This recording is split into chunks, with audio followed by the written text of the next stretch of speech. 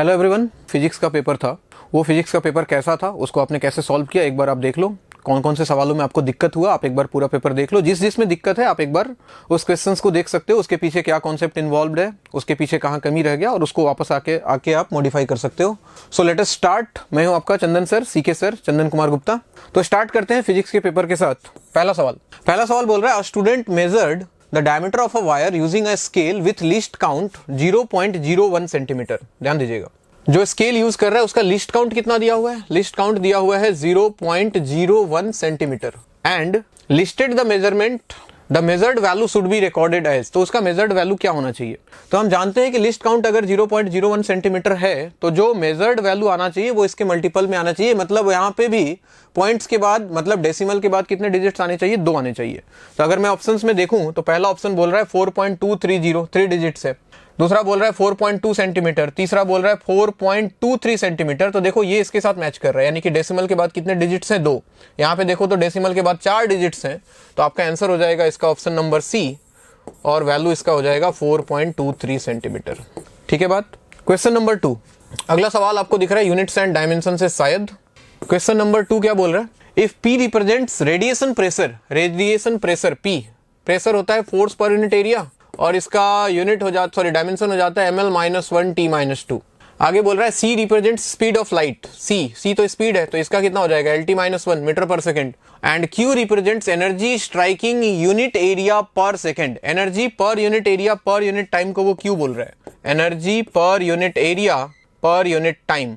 तो energy divide by area into time करोगे तो इसका यूनिट आ जाएगा, कितना आ जाएगा इसका वैल्यू? mt-3, ऐसा कुछ वैल्यू आएगा। ठीक है, आगे क्या बोल रहा है? The non zero integers x y z, non zero integers है such that p power x, q power y, c power z is dimensionless. अच्छा, इस वाले क्वांटिटी को डायमेंशनलेस करना है। p power x, q power y, c power z, value रख देते हैं इनका। तो p के जगह पे आ गया आपका ml-1 t-2 power x, q के जगह पे आ गया mt-3 पावर में y, और c के जगह पे आ गया lt-1 पावर में कितना है? z। अब ये डायमेंशन लेस होने का मतलब है कि सबका पावर क्या आना चाहिए? अल्टीमेटली 0 आना चाहिए। तो अगर ध्यान से देखो, m का पावर अगर मैं देखता हूं तो m के पावर में यहाँ पे x है, यहाँ पे m के पावर में y है तो प्लस y, और यहाँ m तो है ही नहीं, यानी कि this must be equal to 0। तो यहाँ से एक कंडीशन मिल गया, x इक्वल टू -y, पहला कंडीशन।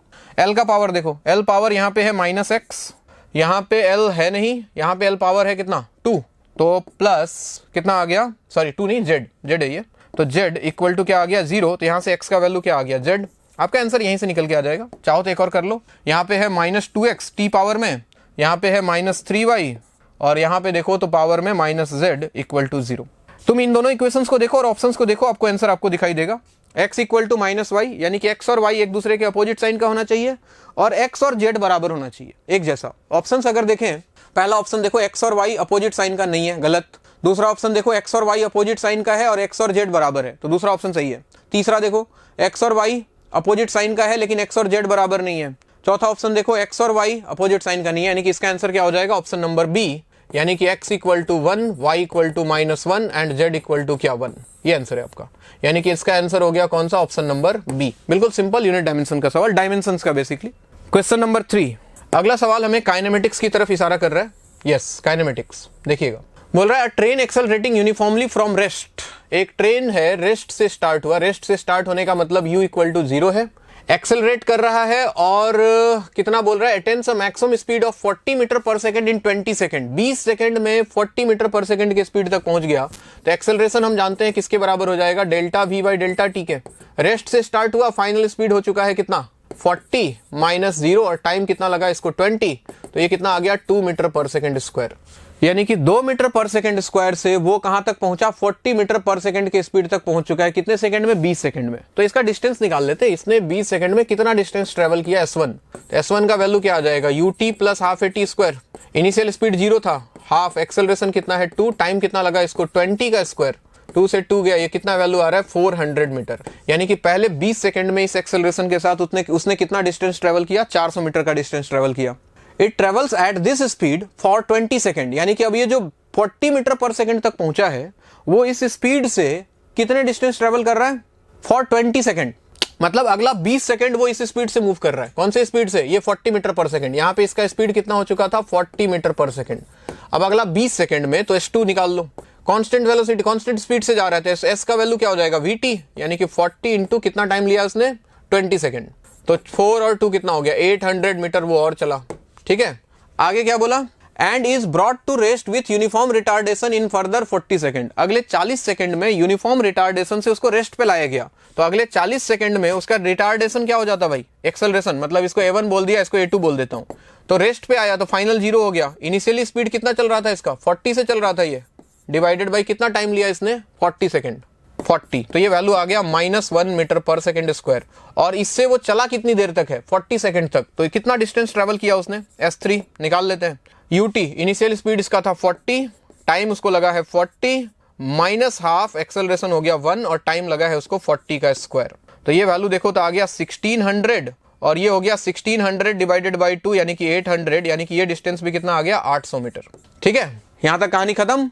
अब बोला कि what is the average velocity during this period. अब चूंकि पार्टिकल सीधा सीधा गया है तो एवरेज वेलोसिटी क्या आ जाएगा, टोटल डिस्टेंस, टोटल डिस्प्लेसमेंट बोलो या डिस्टेंस बोलो, एक ही डायरेक्शन में जा रहा है, यानी कि 400 यहां चला, 800 यहां चला और 800 यहां चला, और डिवाइड बाय टोटल टाइम कितना लगा इसको 20, यहां भी 20 और यहां 40, यानी कि 40 प्लस 40 कितना हो गया 80। तो ये देखो वैल्यू आ गया कितना 20, 8 8 16 और 4 20, 2000 तो ये हो गया डिवाइडेड बाई 80, 0 से गया 0 और ये वैल्यू कुछ आ रहा है कितना, कितना आंसर दिया इसका 8 2 16 4 25 मीटर पर सेकंड के आसपास। और अगर हम ऑप्शन देखें तो ऑप्शन नंबर 20 का बिल्कुल करेक्ट है, ये रहा आंसर। तो काइनेमेटिक्स का एक बहुत ही बेसिक सवाल, लेकिन अच्छा सवाल इसको बोलेंगे क्योंकि इसमें बहुत सारी चीजें उसने यूज कर ली। ठीक है, क्वेश्चन नंबर 4, आइए वापस काइनेमेटिक्स की तरफ ही इशारा कर रहा है। A plane is flying horizontally at 98 metre per second, एक प्लेन है 98 मीटर पर सेकंड से जा रहा है हॉरिजॉन्टल डायरेक्शन में, and releases an object which reaches the ground in 10 second. बोला कि अब जब ऑब्जेक्ट को यहां से रिलीज करेगा तो जितना प्लेन का स्पीड था उतना ही उसका स्पीड हो जाएगा, यानी कि इसका इनिशियल स्पीड कितना हो गया हॉरिजॉन्टल डायरेक्शन में 98 मीटर पर सेकंड, और वर्टिकल डायरेक्शन में इसका इनिशियल स्पीड कितना होगा 0। तो बोला कि ये कितनी देर में ग्राउंड में पहुंच गया, मान लो कि ऐसे कुछ ग्राउंड में आ गया, ये यहाँ पे आ गया, कितना टाइम लगा इसको 10 सेकंड। तो 10 सेकंड में जब ग्राउंड में आया तो देखो इसके पास दो वेलोसिटीज होंगी, हॉरिजॉन्टल तो अभी भी उतना ही रहेगा, कितना 98 मीटर पर सेकंड, लेकिन वर्टिकल स्पीड इसका कुछ ना कुछ आ गया होगा। और वर्टिकल स्पीड अगर v मान लूं तो v का वैल्यू कैसे निकालूंगा मैं, u plus 80, initial speed vertical direction में 0 था, एक्सेलरेशन कितना मान लें इसका 9.8 ले लो या 10 ले लो, 10 ले लोगे तो मेरे ख्याल से आंसर सही नहीं आएगा क्योंकि 98 वहां पे ऑलरेडी दिया हुआ है, और टाइम कितना लगा इसको 10 सेकंड, तो ये वैल्यू भी आ गया देखो 98 मीटर पर सेकंड, यानी कि इसका वर्टिकल स्पीड भी हो गया 98 metre per second, 98 metre per second. आपसे पूछा क्या है, the angle made by it while striking the ground, तो एंगल कितना बना लेगा ये, मान लो ये इसका v है, ये एंगल अगर थीटा मान लेते हैं तो इसका 10 थीटा का वैल्यू क्या लिख लोगे आप, दिस डिवाइडेड बाय दिस, यानी कि 98 डिवाइडेड बाय 98, यानी कि ये वैल्यू 1 आ रहा है, यानी कि थीटा का वैल्यू कितना आ जाना है 45 डिग्री। ठीक है बात, तो इसका आंसर हो जाएगा कितना 45 डिग्री। इसका ऑप्शन देखो अगर आप क्वेश्चन नंबर 4 का 45 कहीं दिख रहा है क्या, yes, option number B is correct, तो इसका आंसर हो जाएगा बी। ठीक है बात, ओके। क्वेश्चन नंबर 5 में देखो फ्रिक्शन और एनएलएम शायद मिक्स किया इसने। In the arrangement coefficient of friction between two blocks is mu equal to 1/2। इन दोनों ब्लॉक के बीच में जो कोफिशिएंट ऑफ फ्रिक्शन है 1/2 है। The force of friction acting between two blocks, और इस नीचे वाले ब्लॉक पे उसने फोर्स लगाया, ध्यान देना नीचे वाला सरफेस स्मूथ है, ये 4 kg का है, ये ब्लॉक जो है 2 kg का है, और इस पे उसने फोर्स लगाया 24 न्यूटन का। तो सबसे पहले तो आप ये पता करो कि इन दोनों के बीच में फ्रिक्शनल फोर्स लग कितना रहा है। स्टैटिक फ्रिक्शन की अगर बात करूं मैं तो कोफिशिएंट ऑफ फ्रिक्शन 1/2 है इंटू mg, इसका हो गया 2 × 10, तो ये वैल्यू कितना आ रहा है 10 न्यूटन का आ रहा है। ठीक है, अब एक काम करते हैं, लेट अस अज्यूम कि सबसे पहले मान लेते हैं कि दोनों ब्लॉक एक साथ चल रहा है और फ्रिक्शन फोर्स निकाल के देख लेते हैं इससे ज्यादा आ रहा है कि कम आ रहा है। तो अगर आप नीचे वाले ब्लॉक को देखो, 4 kg वाले ब्लॉक को देखो, तो इस पे फोर्स लग रहा है इधर कितना 24 न्यूटन, और अगर दोनों एक साथ चल रहा है तो इसके कारण इस वाले ब्लॉक पे फ्रिक्शन जो लग रहा होगा पीछे की तरफ F, तो पहला इक्वेशन यहां से क्या बन जाएगा 24 minus F equal to acceleration मान लो कुछ A है equal to 4A, equation number 1। और अगर दूसरे वाले ब्लॉक को देखो तो इस पे फ्रिक्शनल फोर्स किधर लग जाएगा आगे की तरफ F, और सिर्फ एक ही फोर्स है इस पे, तो आप लिखोगे F equal to acceleration same मान लें अगर 2A, दोनों हमने मान लिया कि साथ साथ चल रहा है, तो यहाँ से A का वैल्यू कितना आ जाएगा F/2, यहाँ उठा के रख रहा हूँ। तो from equation 1 and 2 I can write 24 minus F is equal to 4 into A का वैल्यू कितना आ गया F/2, 2 से गया 2, तो 2F प्लस F कितना हो गया 3F इक्वल टू कितना 24 और F का वैल्यू आपको क्या दिख रहा है 8 न्यूटन। यानी कि अगर दोनों को साथ साथ चलता हुआ मान लें तो फ्रिक्शनल फोर्स कितना आ रहा है 8 न्यूटन, और जबकि दोनों के बीच में जो स्टैटिक फ्रिक्शन लग रहा था वो कितना लग रहा था 10 न्यूटन, और 10 न्यूटन ऑब्वियसली 8 न्यूटन से कम है, मतलब दोनों ब्लॉक साथ साथ चल रहे हैं, और साथ साथ चल रहा है मतलब फ्रिक्शन फोर्स तो यही आएगा किसके बराबर 8 न्यूटन के बराबर। तो इसका आंसर हो जाएगा ऑप्शन नंबर ए। ये रहा क्वेश्चन नंबर 5। क्वेश्चन नंबर 6 देखिए जरा, क्वेश्चन नंबर 6 सिंपल लैंग्वेज वाले सवाल। Newton's first law of motion describes the following. अच्छा सबको पता है, देखो Newton's first law of motion जो है वो लॉ ऑफ इनर्शिया को डिफाइन करता है। कोई बॉडी अगर मोशन में है तो मोशन में रहना चाहता है, रेस्ट में है तो रेस्ट में रहना चाहता है, दिस इज बेसिकली इनर्शिया। तो इसका आंसर हो जाएगा law of inertia, option number C. Question number 7, a stone tied to a string rotated with uniform speed in a vertical plane, if the mass of the stone is m, length of the string is r and speed of the stone is v, the tension in the string when the stone is at lowest point। तो बहुत simple सवाल हो गया, ये हो गया, इसका radius r है, इसका स्पीड दिया है v, मास दिया है m, तो फोर्स देख लो, इस पे नीचे लगेगा mg, ऊपर लगेगा टेंशन। तो क्या लिखोगे आप, सर्कुलर मोशन का कंडीशन क्या हो जाएगा भाई, t माइनस mg must be equal to क्या mv स्क्वायर बाई r। तो टेंशन लोवेस्ट पॉइंट पे किसके बराबर आ जाएगा mg plus mv square by r। तो mg plus mv square by r कहां दिख रहा है आपको, ऑप्शन नंबर डी में, तो इसका आंसर हो गया डी। ठीक है बात, सिंपल सवाल। Let's move to question number 8। क्या बोला जा रहा है आपको, असर्शन और रीजन वाले सवाल है। A couple does not exert a net force on an object even though it exerts a torque. आपको सोचना है क्या ये स्टेटमेंट सही है। कपल में मतलब दो फोर्स इक्वल और ऑपोजिट डायरेक्शन में लग रहे हैं। तो बोल रहा है कि एक कपल जो है नेट फोर्स एक्सर्ट नहीं करता है लेकिन टॉर्क एक्सर्ट करता है। बिल्कुल सही बात है। अगर ध्यान से आप डाइपोल वाले सिचुएशन को याद करो कि अगर किसी इलेक्ट्रिक फील्ड में डाइपोल रखा है, मैं वहां से रिलेट करके बता देता हूं। यहाँ पे एक चार्ज प्लस क्यू है, यहाँ पे चार्ज माइनस क्यू है, किसी एंगल थीटा पे है, तो आप क्या देखोगे, क्या इस पे फोर्स लग रहा है, यस इस पे फोर्स लगता है F equal to Q E, और इस पे फोर्स लगता है देखो अपोजिट डायरेक्शन में एफ इक्वल टू क्यू ई। ये बन गए दोनों कपल, दोनों अपोजिट डायरेक्शन में इक्वल मैग्नीट्यूड। तो क्या नेट फोर्स क्या आएगा, नेट फोर्स सिस्टम पे अभी भी जीरो है, लेकिन क्या नॉट नेट टॉर्क जीरो है क्या, नहीं, इसको तो बिल्कुल घुमाने की कोशिश करेगा, ये डाइपोल क्या कर देगा, रोटेट कर देगा, यानी कि नेट टॉर्क जीरो है, फोर्स लेकिन क्या है, जीरो है। तो पहला ऑप्शन बिल्कुल सही है, पहला स्टेटमेंट। इसका रीजन क्या बोल रहा है, only rotating bodies can have angular momentum. ये तो सरासर गलत है।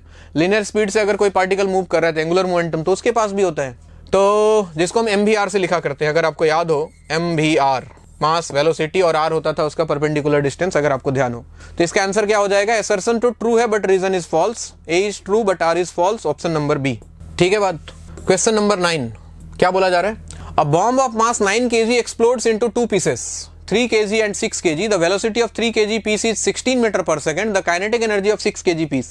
मोमेंटम कंजर्वेशन लगा दें आप, P initial equal to P final. Initially bomb rest पे था तो 0, फाइनली 2 पीस में एक्सप्लोड हो गया, एक 3 और 6, तो 3 इंटू और 3 का वेलोसिटी कितना दिया हुआ है 16, और एक राइट गया होगा तो दूसरा लेफ्ट गया होगा, क्योंकि मोमेंटम 0 रखना है फाइनली। तो दूसरा जो है आपका 6 kg है, तो -6 इंटू इसका स्पीड v मान लेता हूं, तो यहां से v का वैल्यू आप देखो 48 डिवाइडेड बाई 6 कितना आ गया वैल्यू, 8 मीटर पर सेकंड। आपसे स्पीड नहीं पूछा है, काइनेटिक एनर्जी पूछ रहा है इसका। तो काइनेटिक एनर्जी क्या हो जाएगा भाई, हाफ mv स्क्वायर, तो हाफ इंटू मास हो गया इसका कितना 6, और स्पीड कितना आ गया 8 स्क्वायर, तो 2 से गया 3, और ये हो गया 64 इंटू 3, 64 इंटू 3 होता है 192 के आसपास, तो 192 joule is the answer, option number C. ये था क्वेश्चन नंबर 9। सिंपल सिंपल सवाल, आई होप कि आपने ये सारे सवाल सॉल्व किए होंगे, काफी आसान सवाल है। Question number 10, a heavy nucleus at rest breaks into, फिर से वही कहानी, एक न्यूक्लियस रेस्ट पे था, 2 पार्ट में टूट गया, वेलोसिटी का रेशियो दिया इनका 8:1, the ratio of their radii पूछ रहा है। फिर से मैंने लगाया momentum conservation, PI equal to PF, initially 0 पे था, फाइनली एक का मास m1 मान लो, स्पीड v1 मान लो, दूसरे का मास m2 मान लो, स्पीड v2 मान लो। तो यहां से देखो आपको मिलेगा m1 by m2 equal to कितना आ जाएगा वैल्यू भाई, v2 बाई v1, और स्पीड का रेशियो दिया हुआ है v1 इज टू v2 8:1 है, तो v2 बाई v1 कितना हो जाएगा 1/8। मुझे यहाँ से रेडियस का रेशियो निकालना है। मास को हमने लिखा डेंसिटी इंटू वॉल्यूम, ध्यान से देखना, mass equal to density into volume, यानी कि डेंसिटी इंटू वॉल्यूम होता है 4/3 पाई r3, यानी कि मास में बोल सकता हूं, डेंसिटी तो कांस्टेंट होता है न्यूक्लियस का, तो mass is proportional to what, r3, यानी कि m1 बाई n2 के जगह पे मैं लिख सकता हूं r1 by r2 is equal to 1/8। So r1 by r2 का वैल्यू कितना आ जाएगा 1/8 power 1/3, and this comes to 1/2। So इसका आंसर हो जाएगा 1:2, option number A. Very simple question momentum conservation से, और थोड़ा सा मॉडर्न फिजिक्स का न्यूक्लियस यूज कर लिया। क्वेश्चन नंबर 11, इसमें फिर स्टेटमेंट 1 स्टेटमेंट 2 बोल रहा है कि in an elastic collision of two bodies, दो बॉडी का इलास्टिक कोलिजन हो रहा है, the momentum and energy of each body is conserve. देखो बात ये सही बोलना चाह रहा था, बोलते बोलते गलत बोल गया। मोमेंटम और एनर्जी कंजर्व तो होता है, लेकिन दोनों बॉडीज का नहीं, पूरे सिस्टम का। इनिशियल मोमेंटम फाइनल मोमेंटम के बराबर, इनिशियल एनर्जी फाइनल एनर्जी के बराबर। ईच बॉडीज बोलते इसने स्टेटमेंट तो गलत कर दिया, तो पहला स्टेटमेंट गलत।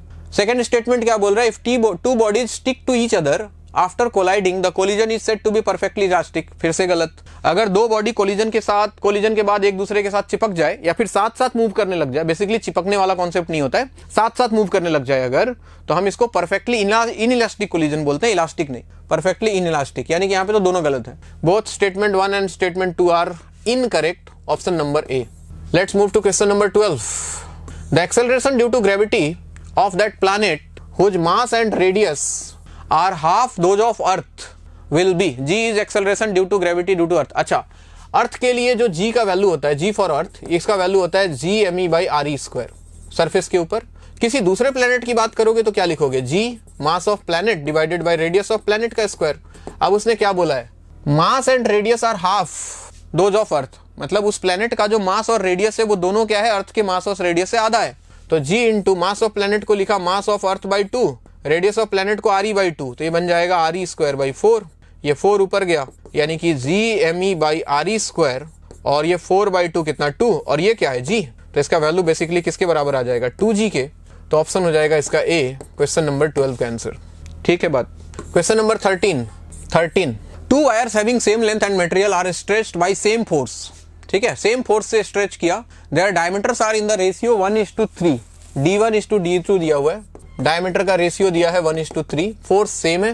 The ratio of strain energy per unit volume, याद करो strain energy per unit volume, strain energy per unit volume, इसको किसी से अगर डिनोट कर दूं मैं, म्यू से डिनोट कर देता हूं। चलो, म्यू का वैल्यू होता है half into stress into strain. ठीक है, और y इक्वल टू क्या, स्ट्रेस बाय स्ट्रेन। ठीक है, और स्ट्रेस का वैल्यू किसके बराबर, फोर्स पर यूनिट एरिया। इन सारी बातों को यहाँ सब्स्टिट्यूट करो तो म्यू का वैल्यू आ जाएगा half into stress into strain के जगह पे क्या लिख सकते हैं हम, स्ट्रेस डिवाइडेड बाई वाई। तो ये बन गया म्यू का वैल्यू कितना, 1/2 वाई बाहर और स्ट्रेस स्क्वायर, और स्ट्रेस किसके बराबर है, फोर्स बाई एरिया के, तो बेसिकली ये वैल्यू बनेगा F square by A square. तो ध्यान से देखो तो mu is inversely proportional to A square, और एरिया क्या होता है, एरिया होता है पाई आर स्क्वायर बाई 2, ये सॉरी पाई आर स्क्वायर, लेकिन डायमीटर के टर्म में बात कर रहे हैं तो डायमीटर के टर्म में एरिया होता है पाई डी स्क्वायर बाई 4। तो कुल मिला के मैं ऐसा बोल सकता हूं F square divided by 2y, area की जगह पे पाई डी स्क्वायर बाई 4 करोगे तो ये बन जाएगा pi square D to the power 4 divided by 16, ऐसा कुछ आएगा। जो भी हो, कुल मिला के कहानी का निष्कर्ष क्या है, कंक्लूजन क्या है कि mu is inversely proportional to D to the power 4। ठीक है, डायमीटर के पावर 4 के इनवर्सली प्रोपोर्शनल। तो ratio of strain energy per unit volume, ratio निकालना है दोनों का, तो म्यू1 बाई म्यू2 किसके बराबर आ जाएगा, d2 बाई d1 पावर 4, और d1 बाई d2 दिया है 1/3, तो d2 बाई d1 हो गया 3/1 पावर 4, और 3 पावर 4 होता है 81, तो आंसर आ जाएगा 81:1। सो आपका ऑप्शन नंबर दिखाई दे रहा है डी, तो इसका आंसर हो गया डी। ठीक है बात। 14 क्या बोला जा रहा है, coatings used on raincoat are waterproof because, raincoat जो है वो क्यों गीला नहीं होता है, बेसिकली ये पूछना चाह रहे हैं आपसे। देखो दो तरह के फोर्सेस होते हैं, एक कोहेसिव और एक एडेसिव फोर्स। कोहेसिव फोर्स क्या होता है, वाटर मॉलिक्यूल्स को खुद में, मतलब खुद आपस में जो, मतलब उनके बीच में जो फोर्स लगता है, खुद के साथ चिपके रहे वो, दैट इज कोहेसिव फोर्स, और वो किसी दूसरे मटेरियल के साथ जाके चिपक जाए, दैट इज एडेसिव फोर्स। तो अगर रेनकोट गीला नहीं हो रहा है मतलब वाटर मॉलिक्यूल्स क्या है, खुद के साथ है, मतलब आपस में ही चिपका हुआ है, मतलब उनके बीच में लगने वाला जो कोहेसिव फोर्स है वो एडेसिव फोर्स से बहुत ज्यादा है। तो इसका ऑप्शन देख लो, कोहेसिव फोर्स बिकम्स ग्रेटर, तो इसका ऑप्शन हो जाएगा B. Question number 14। Question number 15 की अगर बात करें, क्या बोल रहा है, in winter season the surface temperature of lake is 1 degree Celsius, the temperature at the bottom of lake will be. ऊपर सरफेस का टेम्परेचर 1 डिग्री सेल्सियस है, तो नीचे का टेम्परेचर क्या होगा। एक एनालोमस बिहेवियर ऑफ वाटर अगर आप याद करो, क्या असर होता है ये, अगर टेम्परेचर के साथ तुम इसके वॉल्यूम का ग्राफ देखो तो ग्राफ कुछ ऐसा बनता है, यानी कि 4 डिग्री सेल्सियस के बाद अगर टेम्परेचर और तुमने कम किया तो इसका वॉल्यूम बढ़ने लग जाता है, यानी कि यहाँ पे कहीं 1 डिग्री सेल्सियस होगा, मान लेते हैं 1 डिग्री सेल्सियस, और ये लेक है, ये लेक है, ठीक है। ये सरफेस का टेम्परेचर कितना दिया हुआ है आपको, 1 डिग्री सेल्सियस। इसका डेंसिटी कुछ ρ1 मान लेता हूँ, इसका डेंसिटी ρ2, इधर टेम्परेचर T1, इधर टेम्परेचर T2। अब ध्यान से सुनना कहानी को। अगर 1 से 4 डिग्री सेल्सियस की तरफ जा रहा हूं मैं, 1 डिग्री सेल्सियस से 4 डिग्री सेल्सियस की तरफ अगर मैं जा रहा हूं तो मुझे साफ साफ दिख रहा है कि वॉल्यूम घट रहा है। वॉल्यूम घट रहा है तो डेंसिटी क्या हो रहा होगा, बढ़ रहा होगा, यानी कि डेंसिटी बढ़ेगा। 1 से 4 की तरफ जाऊंगा तो डेंसिटी क्या होगा, बढ़ेगा। डेंसिटी बढ़ेगा तो जो डेंसिटी जिसका ज्यादा होगा वो नीचे होगा, वाटर मॉलिक्यूल जिसका कम होगा ऊपर रहा होगा। और टेम्परेचर क्या हो रहा है, बढ़ रहा है, यानी कि साफ साफ बात समझ में आ रही है कि अगर ऊपर वाला टेम्परेचर ज्यादा है तो नीचे वाला टेम्परेचर क्या रहा होगा, सॉरी ऊपर वाला टेम्परेचर अगर कम है तो नीचे का टेम्परेचर क्या रहा होगा, ज्यादा, क्योंकि डेंसिटी बढ़ रहा है तो टेम्परेचर भी बढ़ रहा है। साफ साफ देखो 1 से 4 डिग्री सेल्सियस तक अगर डेंसिटी बढ़ेगा तो टेम्परेचर भी क्या हो रहा है, बढ़ रहा है। मतलब मैं बोल सकता हूं कि T2 का जो वैल्यू आएगा वो T1 से ज्यादा आएगा। बड़ी ऑब्वियस सी बात है कि ऊपर टेम्परेचर कम होता है, नीचे टेम्परेचर ज्यादा होता है, तभी तो ऊपर वाला लेक जो है वो जम जाता है, ठीक है, और मछलियां नीचे आसानी से तैर रही होती हैं। तो बेसिकली नीचे जो टेम्परेचर आएगा वो 1 डिग्री से तो ज्यादा आएगा। तो ऑप्शंस देख लो, 1 डिग्री गलत, 0 डिग्री गलत, 4 डिग्री सही हो सकता है, all values less than 1 are possible गलत, नीचे तो टेम्परेचर ज्यादा आएगा, तो इसका ऑप्शन हो जाएगा सी, दैट इज 4 डिग्री सेल्सियस। आ रही बात समझ में। क्वेश्चन नंबर 16, क्वेश्चन नंबर 16 बोल रहा है an air bubble of volume V0 is released by a fish at a depth h in a lake. h नीचे एक एयर बबल निकला जिसका वॉल्यूम V0 था। The bubble rises to the surface, surface तक आया। Assume constant temperature, temperature constant तो सबसे पहले तो दिमाग में लगा लो, अगर टेम्परेचर कांस्टेंट है तो मैं लिख सकता हूं P1 V1 इक्वल टू क्या, P2 V2, PV equal to nRT से। तो नीचे, अगर नीचे की बात करें तो प्रेशर कितना होगा, h डेप्थ नीचे है और वॉल्यूम कितना है V0, तो प्रेशर कितना हो जाएगा। अच्छा, एटमॉस्फेरिक प्रेशर कुछ दिया है, assume constant temperature and standard atmospheric pressure P above the lake, the volume of the bubble just before touching the surface। ऊपर वॉल्यूम पूछ रहा है तो नीचे प्रेशर कितना हो जाएगा भाई, P प्लस कितना हाइट नीचे है, रो जी h हाइट नीचे, वॉल्यूम कितना है V0, ऊपर प्रेशर कितना है P, और वॉल्यूम आपसे पूछ रहा है V2, तो V2 का वैल्यू कितना आ जाएगा, P plus rho G h into V0 divided by P। तो इसको अलग अलग कर दो तो ये अलग अलग कर दो तो ये बन जाएगा 1 plus rho G h divided by P into V0, V0 into 1 plus rho G H divide by P। Option number D is correct, ठीक है बात। क्वेश्चन नंबर 17, क्वेश्चन नंबर 17 की बात करें, बोल रहा है 1 mole of O2 gas having a volume equal to 22.4 litre at 0 degree Celsius and 1 atmospheric pressure. देखो 1 मोल है O2 गैस का जिसका वॉल्यूम दिया है, टेम्परेचर दिया है, प्रेशर दिया है, इज कंप्रेस्ड आइसोथर्मली। आइसोथर्मली का मतलब क्या, टेम्परेचर कांस्टेंट, और अगर टेम्परेचर कांस्टेंट होता है तो जरा देख लें क्या पूछ रहा है, volume reduces to 11.2 litre, the work done in the process. Isothermal process में वर्क डन अगर आप याद करो तो वैल्यू होता है nRT ln V2 by V1, या फिर प्रेशर के टर्म में लिखना चाहते हो तो P1 by P2 निकल के आता है। नंबर ऑफ मोल्स 1 दिया है, R का value 8.31, temperature 0 degree Celsius kelvin में चेंज करें तो 273 kelvin ln V2 by V1, और फाइनल वॉल्यूम हो गया है 11.2, इनिशियल वॉल्यूम है 22.4। अगर आप इसको सॉल्व करते हो तो 8.31 इंटू 273 इंटू ये ln 1/2 यानी कि माइनस 0.693 ऐसा लिख सकते हैं, और अगर आप इसको मल्टीप्लाई करो तो इसका वैल्यू कुछ निकल के आता है माइनस 1572.5 या 6 जूल ऐसा कुछ आता है। और अगर आप ऑप्शंस की तरफ देखो तो ऑप्शन नंबर डी बिल्कुल करेक्ट इशारा कर रहा है आपको, सो इसका आंसर हो जाएगा D. Let's move to question number 18, बोल रहा है the gases carbon monoxide and nitrogen at same temperature have kinetic energies E1 and E2। Kinetic energy याद करो, energy of gas kinetic energy के फॉर्म में होता है, जिसको हम लोग Maxwell's equipartition law of energy से लिखा करते थे F/2 kT। 1 degree of freedom के कॉरस्पॉन्डिंग 1/2 kT, F के कॉरस्पॉन्डिंग F/2 kT।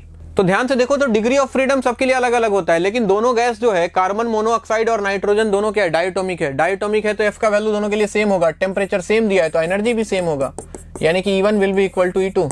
इसका ऑप्शन हो जाएगा A. Question number 19, a pendulum is undergoing SHM with frequency f, what is the frequency of its kinetic energy. या तो इसको याद रख लो कि डबल हो जाता है, और नहीं तो एक्सप्रेशन देख लो, आपकी मर्जी। मान लो कि x का वैल्यू है a sin omega t, SHM का एक इक्वेशन ले लिया मैंने सिंपल सा, तो यहां से वेलोसिटी कितना आ जाता है dx/dt, और ये वैल्यू बनेगा a omega sin omega t। और काइनेटिक एनर्जी को अगर याद करो तो काइनेटिक एनर्जी क्या होगा, हाफ mv², यानी कि हाफ m, और इसका स्क्वायर कर दोगे तो ये बनेगा a² omega square sin square omega t। और अगर यहां से ध्यान से देखो तो m a² omega square by 2 तो बाहर, और sin स्क्वायर ओमेगा t को हम क्या लिख सकते हैं, 1 minus cos 2 omega t divided by 2। अगर आप ध्यान से देखो इस बात को तो आपको समझ में आएगा कि जहां इस वाले इक्वेशन में ओमेगा आ रहा था मतलब इसका फ्रीक्वेंसी अगर f था, तो इस वाले इक्वेशन में 2 ओमेगा आ रहा है, मतलब इसका फ्रीक्वेंसी क्या हो चुका है, डबल हो चुका है, यानी कि फ्रीक्वेंसी क्या हो जाएगा, 2 टाइम्स हो जाएगा। Answer is B. Question number 20 बोल रहा है कि metallic wire of 1 metre length has a mass of 10 × 10⁻³ kg। If a tension of 100 newton is applied to the wire, what is the speed of transverse wave? ये तो सबको पता होगा I guess. v का वैल्यू जो होता है √T/μ, जहां पे म्यू जो है मास पर यूनिट लेंथ है इसका, तो √ टेंशन कितना दिया है 100, म्यू का वैल्यू m/l, मास कितना है 10 × 10⁻³ डिवाइडेड बाय लेंथ कितना दिया है इसका भाई 1 मीटर। ये आ गया, तो ये एक 0 से एक 0 गया, ऊपर जाके 10⁴ हो जाएगा, बाहर आएगा 10², यानी कि 100 मीटर पर सेकेंड आ जाएगा। बहुत ही सिंपल सवाल, option number A is correct. Next question number 21, क्या बोला जा रहा है? What is the flux through a cube of side A if a point charge Q is at one of its corner? ध्यान देना भाई, ये सवाल भी स्टैंडर्ड सवाल आपने शायद सॉल्व किया हो इलेक्ट्रोस्टैट में, गॉस लॉ के अंदर। बोला कि एक चार्ज Q है, What is the flux through a cube of side A? Side length A है इसका। If a point charge Q is at one of its corner, एक पॉइंट चार्ज को अगर कॉर्नर पे रख दें तो इस क्यूब से कितना फ्लक्स पास होगा? तो हम क्या करते हैं, गॉस लॉ का मानना है कि आप किसी भी चार्ज को एनक्लोज करो, हमेशा किसी क्लोज सरफेस के अंदर लेके आओ और फिर फ्लक्स हो जाएगा Q/ε0। तो आप ध्यान से सोचो, तो इस चार्ज को एनक्लोज करने के लिए हमें कितने क्यूब्स की जरूरत पड़ेगी? कितने क्यूब्स लगेंगे सर आप बताओ? देखो एक क्यूब तो यहां बना सकते हैं हम, ठीक है, ऐसे इसके साइड में, ऐसे आपको फील दिलाने की कोशिश कर रहा हूं। एक क्यूब ये बन गया, 2 क्यूब बन गया। अब इमेजिन करो थोड़ा सा, ये 2 क्यूब इसके पीछे, 4 क्यूब हो गए। चार्ज अभी भी एनक्लोज नहीं हुआ है, तो 4 क्यूब ग्राउंड फ्लोर पे और इसका फर्स्ट फ्लोर इमेजिन करो, 4 क्यूब और इसके ऊपर, यानी कि टोटल 8 क्यूब लगे, तो ये चार्ज जो है सेंटर पे आ गया, हर तरफ से क्लोज हो चुका है। और अब गॉस लॉ के अकॉर्डिंग फ्लक्स कितना हो जाएगा? Q/ε0 ये होगा। लेकिन इसमें कितने क्यूब्स पार्टिसिपेट कर रहे हैं? 8 क्यूब्स। मुझे पूछा है 1 क्यूब के कारण, तो Q/8ε0 इज आंसर, और इसका ऑप्शन हो जाएगा कितना? Option number D is correct. Question number 22, a capacitor of capacitance C is charged with the help of 200 volt battery, ठीक है। It is then discharge through small insulated block of specific heat capacity दिया हुआ है। देखो heat और capacitance को मिला दिया, सिंपल सा सवाल है। मास दिया हुआ है, टेम्परेचर कितना राइज हुआ है वो भी दिया है, सी का वैल्यू पूछ रहा है। तो सबसे पहले बताओ, कैपेसिटर को अगर हम किसी वोल्टेज से चार्ज करते हैं तो उसका एनर्जी किसके बराबर हो जाएगा? एनर्जी हो जाएगा इसका ½ CV², यानी कि ½ C, और वोल्टेज कितना दिया है 200 का स्क्वायर, ये आ गया उसका एनर्जी। अब इस एनर्जी को यूज कर रहा है किसी ब्लॉक को गर्म करने के लिए, तो E इक्वल टू क्या होता है? ms∆T, या फिर Q इक्वल टू ms∆T लगा दो। एनर्जी हो गया ½ C, 200 का स्क्वायर करोगे तो ये बनेगा 4 × 10⁴ इक्वल टू मास दिया है ब्लॉक का कितना? मास 0.1 kg, स्पेसिफिक हीट दिया है 2.5 × 10⁻², और डेल्टा टी का वैल्यू आपको दिया है कितना? 0.4 डेल्टा टी का वैल्यू। और इसको आप सॉल्व करके देखोगे तो सी का जो वैल्यू आपको मिलेगा 500 माइक्रोफैरड के आसपास। सॉल्व कर लेना, बहुत सिंपल है। देखो ये 2 से गया 2, 10⁻² तो कैंसिल हो गया, या फिर इस 10⁻² को क्या करो, दोनों को ये ले लो, 25 बन गया, ये 4 बन गया, 25 और 4 100 हो गया, 100.1, इधर बचा 10, तो 10 इधर बचा है और इधर 10⁻4 है, तो इधर कितना बच गया 1/10Q, और एक 2 और गया, तो 0.5 × 10⁻³ जो भी हो, सॉल्व करके देखो 500 माइक्रोफैरड के आसपास आएगा ये वैल्यू। Option number B is correct. चलिए जी, क्वेश्चन नंबर 23 शुरू करते हैं। बोल रहा है 100 watt bulb B1 and 260 watt bulb B2 and B3 are connected to a 250 volt source as shown in figure. देखो पहला जो बल्ब है इसका पावर कितना है 100 वाट, और बाकी दोनों बल्ब का पावर कितना दिया आपको 60 वाट। तो अगर रेजिस्टेंस की बात करें तो रेजिस्टेंस हम लिख सकते हैं V² डिवाइडेड बाई P। अब चूंकि रेटेड वोल्टेज दिया नहीं है तो मान लेते हैं रेटेड वोल्टेज V है थोड़ी देर के लिए, तो पहले वाले बल्ब का जो रेजिस्टेंस होता वो कितना हो जाता V² डिवाइड बाई इसका पावर कितना है 100, और बाकी दोनों का रेजिस्टेंस बराबर होता क्योंकि पावर सेम दिया है, यानी कि V² डिवाइडेड बाई 60 के बराबर। अगर दोनों रेजिस्टेंस का रेशियो चेक करूं मैं R1:R2 का वैल्यू, तो आप देखोगे ये मिलेगा V² बाई 100 इज टू कितना V² बाई 60, और ये वैल्यू आप चेक करो तो ये निकल के आता है 3:5 के बराबर। ध्यान देना कहानी को, इसको कुछ नहीं 20 से मल्टीप्लाई करोगे, V² से डिवाइड कर दोगे तो 20 से मल्टीप्लाई करोगे तो आ जाएगा 1/5 इज टू 1/3, 3 इधर आएगा 5 इधर आएगा, 3:5। मतलब अगर मैं R1 को 3R मान लूं थोड़ी देर के लिए तो R2 का वैल्यू कितना मानूंगा, और चूंकि R2 और R3 बराबर है तो R2 R3 को मैंने कितना मान लिया 5R मान लिया। ध्यान से सुनिएगा कहानी को, R2 और R3 कितना हो गया 5R, यानी कि ऊपर देखो दो बल्ब है, ये R1 था इसका वैल्यू कितना आ गया 3R, ये R2 था इसका वैल्यू कितना आ गया 5R, और उसके साथ ये R3 लगा देता हूं, इसका वैल्यू भी कितना है 5R के बराबर है, और इसके साथ एक बैटरी कनेक्टेड है कितने का 250 वोल्ट का। ध्यान दे, लेट अस अज्यूम यहां से करंट गया I, तो यहां से जो करंट जाएगा I ये दो पार्ट में डिवाइड होगा, इधर मान लो गया I1 और इधर कितना गया I2, और पैरेलल में कैसे डिवाइड होगा करंट्स I1:I2 का वैल्यू अगर आप देखो तो यहाँ पे रेजिस्टेंस हो गया दोनों सीरीज में मान लो 8R, तो आप लिखने वाले हो 1/8R इज टू कितना 1/5R, सही बात। और ध्यान से देखो तो ये वैल्यू कितना आएगा 5:10 8 के बराबर, ठीक है, करंट का वैल्यू। यानी कि यहाँ पे अगर 5 एम्पियर मानते हो तो यहाँ पे आप 8 एम्पियर मान सकते हो, कहने का मतलब ये है। तो अगर पावर की बात करें, पावर किसके बराबर होगा, आउटपुट पावर की अगर बात करें तो ये बराबर होगा I2R के।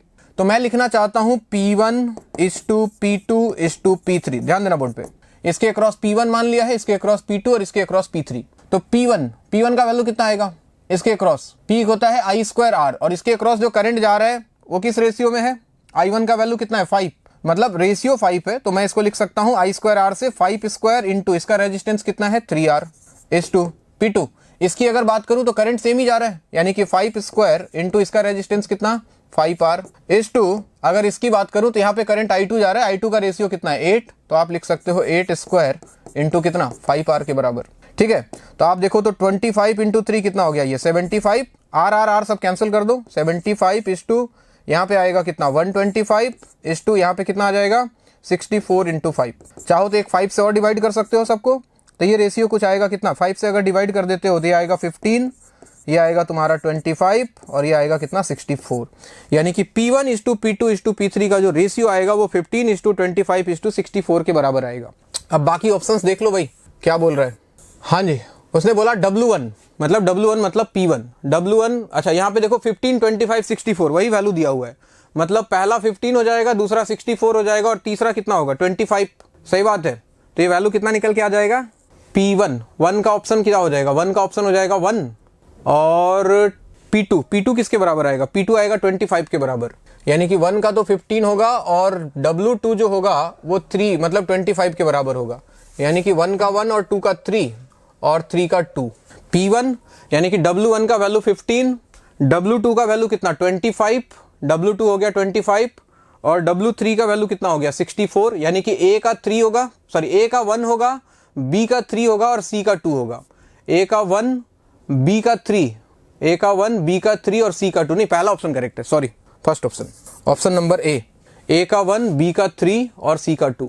ठीक है, ये सवाल, ये थोड़ा सा बढ़िया सवाल था बाकी सवालों के कंपैरिजन में देखा जाए तो थोड़ा सा कैलकुलेटिव, बट ठीक है। नेक्स्ट क्वेश्चन नंबर 24 क्या बोल रहा है, resistivity of a conductor of length L and area of cross section A is rho, if its length is doubled and area of cross section is half then its new resistivity will be. देखो resistivity पहले बता दिया था मैंने जब मैंने पढ़ाया था कि ये प्योरली जो है मटेरियल का प्रॉपर्टी होता है, कुछ और बातों पे डिपेंड करता है, टेम्परेचर वगैरह पे डिपेंड करता है ये। लेकिन अगर हम किसी कंडक्टर के लेंथ या एरिया को इंक्रीज या डिक्रीज कर दें तो उससे उसकी रेजिस्टिविटी पे कोई फर्क नहीं पड़ेगा। ये प्रॉपर्टी ऑफ मटेरियल है या फिर टेम्परेचर पे डिपेंड करता है, तो उसके साथ कोई छेड़छाड़ किया नहीं है, तो इसके रेजिस्टिविटी पे कोई फर्क नहीं पड़ेगा। इसका आंसर रो ही रहेगा, option number D is correct. ठीक, क्वेश्चन नंबर 25 में क्या बोल रहा है, if B1, B2 and B3 are the magnetic field due to I1, I2 and I3, I1, I2, I3 तीनों के कारण magnetic field B1, B2, B3 है, then ampere circuital law integral B.dl, ACL याद करो, एम्पियर सर्किटल लॉ बोलता था integral B.dl जो होगा किसी क्लोज लूप में वो क्या होता है μ0 इंटू I इनक्लोज्ड के बराबर। ठीक है, लेकिन यहाँ पे जो मैग्नेटिक फील्ड होता है, ध्यान रहे ये इनक्लोज्ड करंट है, यानी कि उस लूप के अंदर कितना करंट है, लेकिन ये जो होता था this is net magnetic field.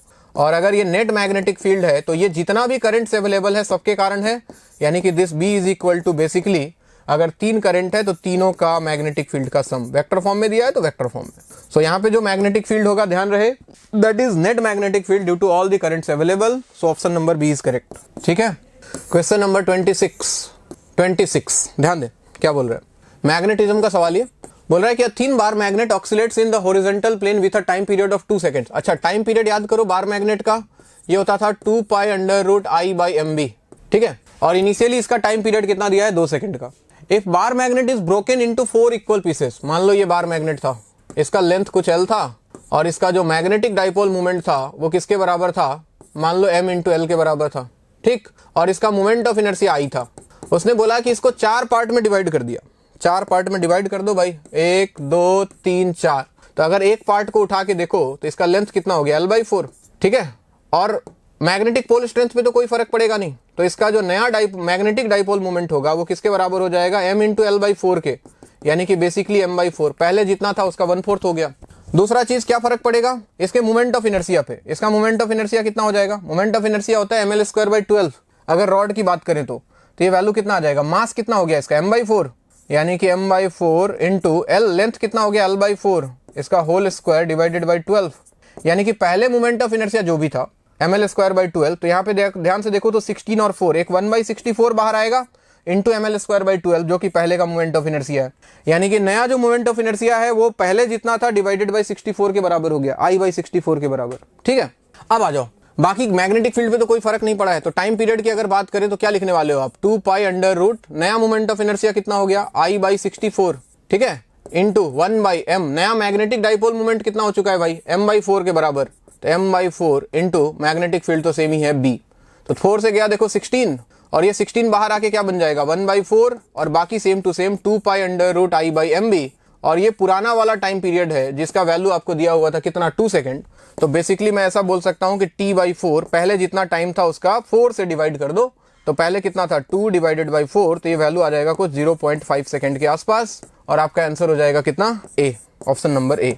तो बड़ा सिंपल सा कॉन्सेप्ट है, अगर मैग्नेट को इक्वली पार्ट में डिवाइड करे, जितने पार्ट में डिवाइड करे नया टाइम पीरियड उतने से डिवाइड हो जाता है। अगर बोले कि इसको 10 इक्वल पार्ट्स में डिवाइड कर दिया तो टाइम पीरियड क्या लिखोगे, नया वाला T/10 के बराबर हो जाएगा।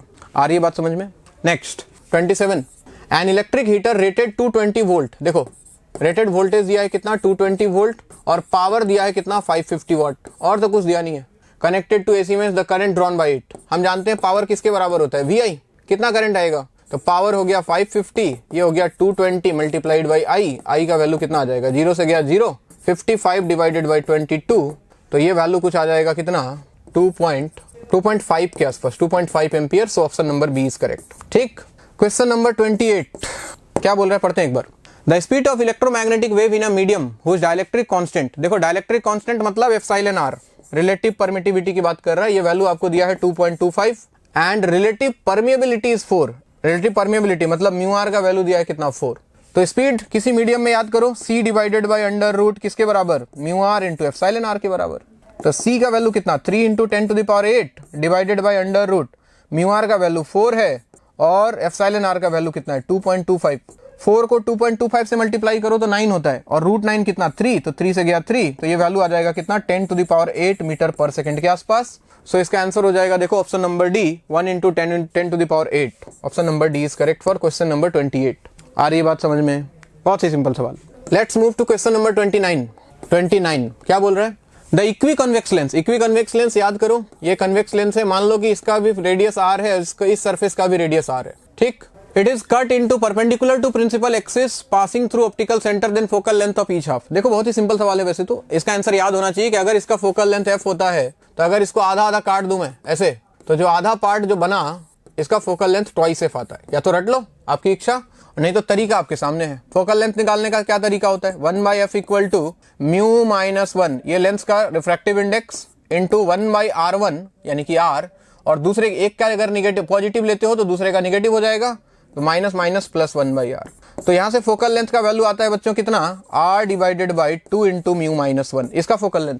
लेकिन इस वाले सरफेस की बात करो तो इसका रेडियस तो r ही रहेगा, लेकिन ये प्लेन सरफेस हो गया तो इसका रेडियस कितना हो गया, इन्फिनिटी।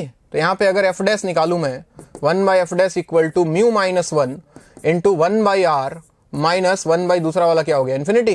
तो यहाँ से फोकल लेंथ का वैल्यू देखो आता है r/μ-1, और साफ साफ देख रहे हो कि ये वाला जो वैल्यू है इसके डबल है, यानी कि f' का वैल्यू जो है वो ट्वाइस f के बराबर।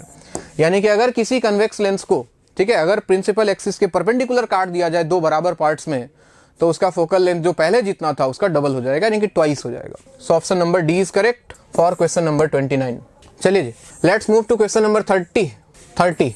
आपको बोल रहा है in a 2 slit experiment monochromatic light fringes are obtained on a screen placed at some distance from the slits. ठीक है, यंग्स डबल स्लिट एक्सपेरिमेंट की बात कर रहा है, कैपिटल डी स्मॉल डी की चर्चा कर रहा है। If the screen is moved by 5 into 10⁻⁻2 metre, जो स्क्रीन था कैपिटल डी पे जो होता है स्लिट से, उसको बोला कि इतना डिस्टेंस मूव कर दिया।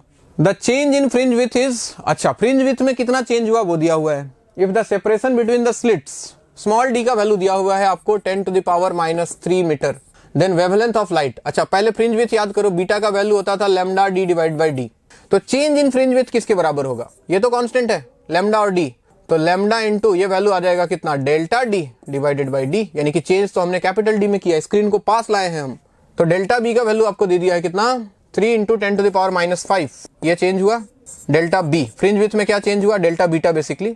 लैम्डा इंटू डेल्टा डी में क्या चेंज किया था, screen is moved this is delta D, 5 into 10⁻⁻2, और डिवाइडेड बाई स्मॉल डी का वैल्यू आपको दिया है 10 पावर -3, यहाँ से लैम्डा निकालना है आपको, तो ये हो गया 3 into 10 to the power -5 into 10 to the power -3 divided by 5 into 10 power -2। और अगर ये वैल्यू देखो आप तो 10 पावर -2 से 10 पावर -2 गया, 10 पावर -1 बचा, 10 पावर -1 10 पावर -5 हो गया 10 पावर -6 और 3/5 हो गया 0.6, यानी कि 0.6 इंटू 10 पावर कितना -6 मीटर। एंगस्ट्रॉम में बदल लो, आंसर उसी में है। तो 0.6 into 10 power -6 into 10 power 10 angstrom. 10 power 6 उड़ जाएगा, 4 जीरो और बचेगा, मतलब ये वैल्यू कुछ 6000 एंगस्ट्रॉम के आसपास आएगा। सो ऑप्शन नंबर कौन सा दिख रहा है 6000 में? ए। ये आंसर आपका। तो बिल्कुल सिंपल सवाल यंग्स डबल स्लिट एक्सपेरिमेंट से। क्वेश्चन नंबर 31 क्या बोला जा रहा है? When an electron moving with constant speed enters in a magnetic field at 60 degree, then its de Broglie wavelength increase होगा डिक्रीज होगा। सबसे पहले तो डी ब्रॉगली वेवलेंथ याद कर लो, लैम्डा होता है h/mv के बराबर, h डिवाइडेड बाय mv। ठीक है, यानी कि किस पे डिपेंड कर रहा है? वेलोसिटी पे या फिर स्पीड बोल लो। और मैग्नेटिक फील्ड में याद करो जो फोर्स लगता था, फोर्स वो किसके बराबर होता था? q into V cross B के। और एक बात जो बहुत ध्यान देने वाली है कि ये फोर्स हमेशा स्पीड के परपेंडिकुलर आएगा, क्योंकि क्रॉस प्रोडक्ट से आ रहा है ये निकल के, तो वेलोसिटी के हमेशा परपेंडिकुलर होगा। और कोई भी फोर्स अगर पार्टिकल के वेलोसिटी के परपेंडिकुलर है तो वो उसके मैग्नीट्यूड को चेंज नहीं करता है, सिर्फ और सिर्फ उसके डायरेक्शन को चेंज करता है। और अगर सिर्फ डायरेक्शन चेंज होगा मतलब v तो उसका कांस्टेंट रहेगा, और v कांस्टेंट रहेगा तो उसके डी ब्रॉगली वेवलेंथ पे भी कोई फर्क नहीं पड़ेगा, ये भी आपको कांस्टेंट मिलने वाला है। So de Broglie wavelength of the particle will remain constant. So option number C is correct. तो थोड़ा सा मॉडर्न फिजिक्स और थोड़ा सा ले गया मैग्नेटिज्म के पास, दोनों मिला के एक सिंपल सा सवाल। 32 क्या बोल रहे हैं? The diagram shows the path of alpha particle. अच्छा, आपने वो रदरफोर्ड मॉडल में पढ़ा होगा, यहाँ से अल्फा पार्टिकल को फेंका न्यूक्लियस के पास तो पार्टिकल ऐसे ऐसे डिफ्लेक्ट हो जाते हैं। एक पार्टिकल ऐसा होता है जो वहां से रिटर्न होकर वापस आ जाता है। तो वो पूछना चाह रहा है बेसिकली इन चारों में से कौन सा डायग्राम गलत है। आप ध्यान से देखो, alpha particle positive, nucleus positive, positive positive के बीच में हमेशा रिपल्सन होगा। जैसे ये पार्टिकल दूर भाग रहा है, सही है, ये पार्टिकल दूर भाग रहा है, सही है, ये पार्टिकल भी दूर भागा है, ये भी ठीक है, लेकिन ये वाला पार्टिकल देखो इसकी तरफ मुड़ गया, यानी कि एक पॉजिटिव चार्ज से अट्रैक्ट कैसे हो सकता है? This is not possible. So आपका ऑप्शन नंबर 3 जो है ये गलत है, सॉरी ऑप्शन नंबर 4 मतलब फोर्थ लाइन जो है ये गलत बनाया हुआ है। तो इसका क्या बोला था? Which of these are not physically possible. तो 4 is not possible, so option number D is correct. चूंकि एक अल्फा पार्टिकल एक न्यूक्लियस से कभी भी अट्रैक्ट नहीं हो सकता है, ठीक है, दोनों पॉजिटिव है और ये अट्रैक्शन शो कर रहा है। क्वेश्चन नंबर 33 देखिए जी, न्यूक्लियर फिजिक्स की तरफ जा रहा है। क्या बोला जा रहा है? When uranium 92-235 undergoes fission, 0.1% of its original mass change to energy। Einstein का थ्योरी ऑफ रिलेटिविटी से सोच सकते हो कि 0.1% मास जो है वो किस में कन्वर्ट हो गया? एनर्जी के फॉर्म में। आइंस्टाइन का कहना था कि mass is a form of energy, energy is a form of mass, जो भी हो। How much energy is released if 1 kg of uranium goes fission. तो कितना परसेंट कन्वर्ट हो रहा है पहले देख लो, 0.1%। तो 1 kg का 0.1% निकाल लो पहले, तो 0.1% ऑफ 1 kg, ठीक है, ये मास कितना आ जाएगा? डेल्टा एम, ठीक है, 1 का 0.1% यानी कि 0.1/100, तो ये वैल्यू आ जाएगा 0.001 kg, ये मास आ गया। तो इससे associated energy theory of relativity लगा दो, E equal to delta m into c square. Mass हो गया 0.001 और सी स्क्वायर मतलब 3 इंटू 10 पावर 8 होल स्क्वायर मतलब 9 इंटू 10 पावर 16।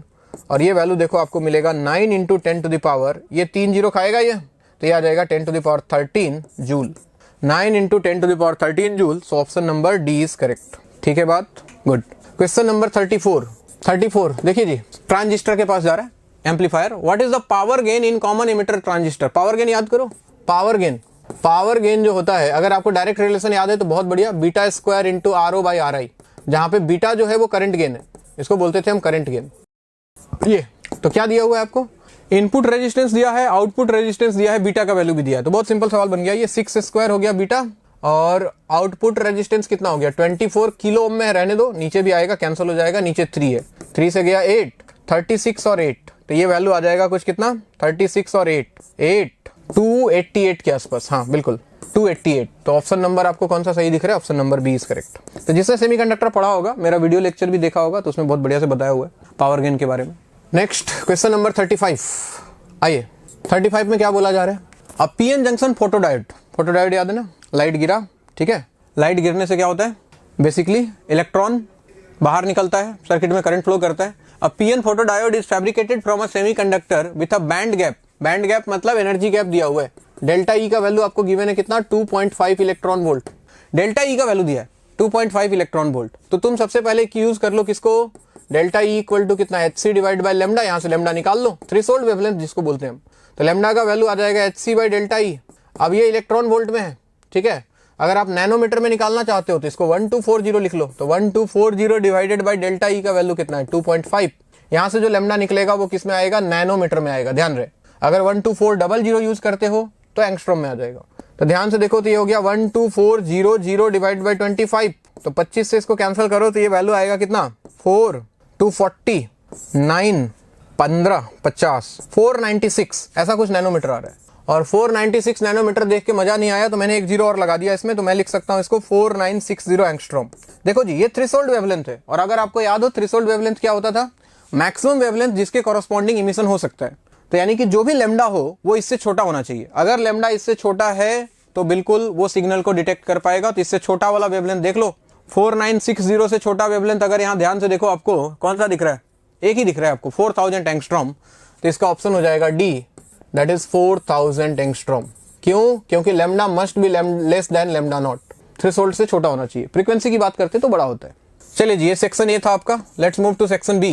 क्वेश्चन नंबर 36 क्या बोल रहे हैं, An object of mass m is suspended vertically on a spring and is oscillating vertically at a frequency f। Frequency दिया है f हर्ट्ज, मास दिया है m, और कुछ बोल रहा है, एम्पलीट्यूड दिया है a।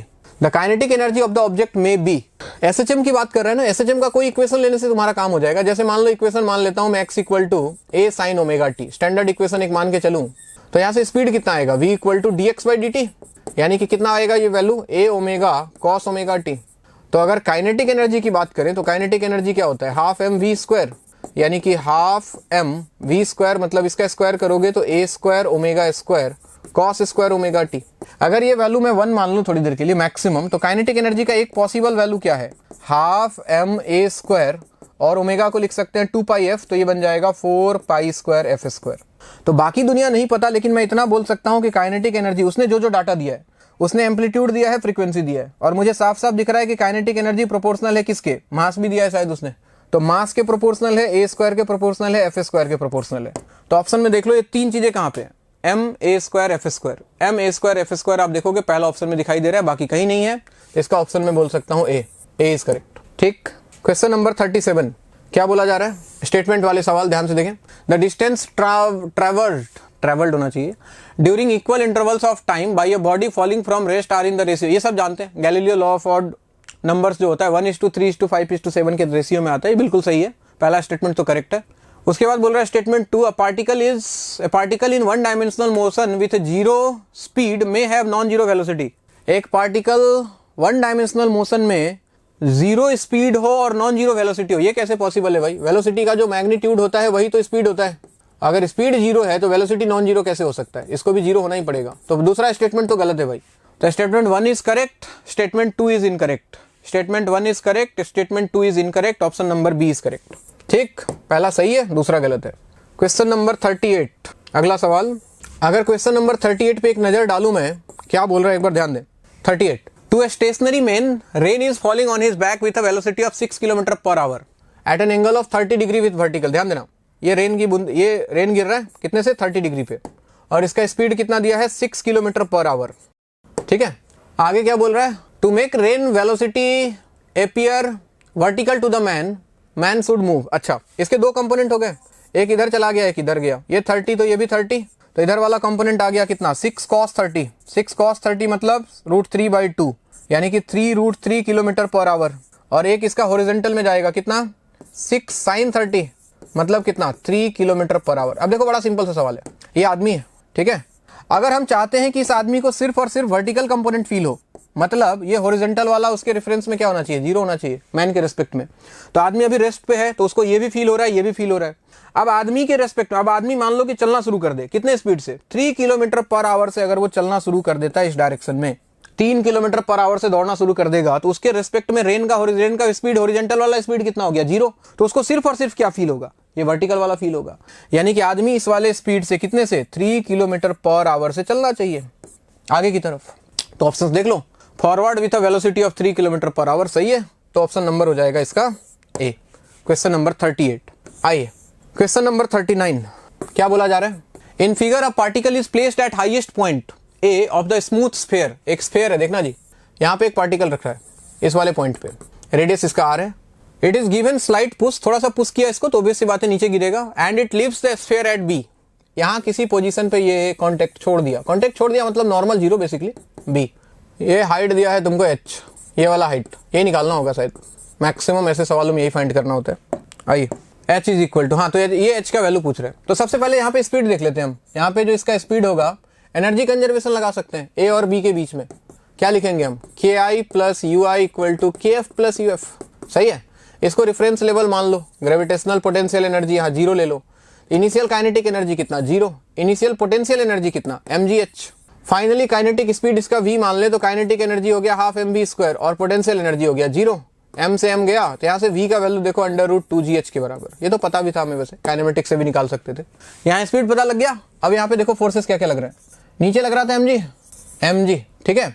ये वाले एंगल को अगर थीटा मान लेता मैं, थीटा, तो इस mg के दो कंपोनेंट होते। देखो ये थीटा तो एक कंपोनेंट इधर जाता, ठीक है। ये थीटा तो ये 90, ये 90 माइनस थीटा तो ये वाला एंगल होता थीटा। तो ये इधर जाता कौन, mg cos थीटा, और इधर कौन जाता भाई, mg sin थीटा। mg तो सेंट्रीपिटल फोर्स का काम कौन कर रहा है, mg sin थीटा। सही है। और यहाँ से ऊपर की तरफ, ठीक है, नॉर्मल को तो आपको जीरो करना है, ध्यान रहे। और एक तो सेंट्रीपिटल फोर्स के बदले में एक और फोर्स आएगा, कौन सा, mv स्क्वायर बाई आर। तो बेसिकली नॉर्मल को अगर जीरो कर दे तो कौन सा, ये दोनों फोर्स एक दूसरे को बैलेंस करना चाहिए। कौन सा force, mg sin theta, this must be equal to what, mv square divided by R. m से गया m, ठीक। तो आपके पास क्या वैल्यू आता है भाई, g sin theta, g sin theta. sin theta का वैल्यू क्या लिखोगे, sin थीटा क्या होगा, यहाँ पे sin थीटा का वैल्यू हो जाएगा परपेंडिकुलर बाय हाइपोटेनियस। ये परपेंडिकुलर, ये हाइपोटेनियस, तो परपेंडिकुलर कितना हो गया, परपेंडिकुलर। ये अगर h है तो ये वैल्यू कितना होगा, r माइनस एच, यानी कि r minus H divided by कितना, r equal to V square. V का वैल्यू कितना था, √2gh, तो ये बन गया 2gh डिवाइडेड बाई r। सही है, r से r गया, g से g गया, यानी कि r minus H equal to क्या, 2h। तो 3h इक्वल टू r, तो h का वैल्यू क्या आ जाएगा भाई, r डिवाइडेड बाई 3। ऑप्शन ढूंढने, ऐसा कुछ है क्या, r बाई 3। ये option number C is correct. तो ये भी थोड़ा सा अच्छा सवाल, ठीक है, थोड़ा सा conceptual. Question number 40। Question number 40 में आपको बोला जा रहा है, two bodies have their moments of inertia I and 2I respectively about their axis of rotation. Moment of inertia दिया है, if their kinetic energy of rotation are equal. अच्छा, rotational kinetic energy equal है तो इनके angular momentum का एक याद करो, लीनियर मोमेंटम। P का वैल्यू होता था √2 m(k), this is linear kinetic energy. Similarly angular momentum की बात करूं तो मैं लिख सकता था √2 मास की जगह इनर्शिया आ जाता, और यहाँ पे आ जाता काइनेटिक एनर्जी कौन सा, रोटेशनल वाला। तो अगर दोनों को डिवाइड कर दूं L1 बाई L2 तो आपके पास क्या मिलेगा, 2 कैंसिल हो जाएगा, अंडर रूट आएगा I1 K1 divided by I2 K2, ठीक है। तो एंगुलर मोमेंटम का ये रेशियो निकालना था, तो अंडर रूट I1 क्या दिया है, I, और I2 दिया है 2I, और क्या है, if their kinetic energy of rotation are equal, ये दोनों बराबर है तो ये तो कैंसिल हो गया। तो बेसिकली आंसर देखो तो कुछ नहीं, 1/√2 के बराबर आ रहा है, तो ये रेशियो हो जाएगा 1:√2। So option number C is correct, ठीक है बात। सो ऑल द बेस्ट, मिलते हैं अगले वीडियो में, थैंक यू।